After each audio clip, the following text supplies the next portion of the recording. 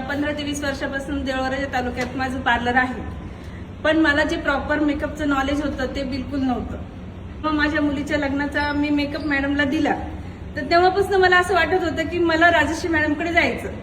पण मला हा विचार यायचा की राजश्री मॅडम एवढ्या मोठ्या आर्टिस्ट आहे, त्या आपल्याला एक्सेप्ट करतील का, आपल्याला प्रॉपर नॉलेज देतील का. मी पहिल्या दिवशी जेव्हा सलोनला गेले डिवाइनला, तर त्यावेळेस मला पाहिल्यानंतर असं वाटलं की आपण काहीच नाही, शून्य आहे, आणि आता आपल्याला मॅडम म्हणजे सांगतील की नाही असं.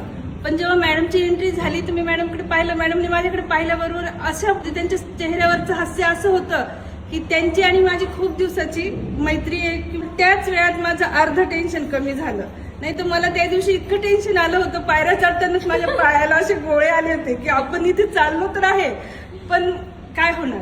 पण बॅच सुरू झाली तर त्यावेळी जेव्हा मॅडमने नॉलेज द्यायला सुरुवात केलं तेव्हा मॅडमला मी हाच प्रश्न केला होता की मॅडम मला याच्यातलं काहीच मॅडम माहीत नाही. तर मॅडम म्हणे तुम्ही टेन्शन घेऊ नका, मी तुम्हाला 10 दिवसात जेवढं माझ्याकडून होईल तेवढं मी नॉलेज देईल. आणि मॅडमने खरंच 10 दिवसात इतकं छान नॉलेज दिलं की आता असं वाटतंय ट्युशनला उतरू शकते. तर मी प्रयत्न करणार. मी आता व्हॅनिटी घेऊन जाणार मॅडमकडनं. तर थँक्यू मॅडम, मला म्हणजे खूप चांगलं वाटलं.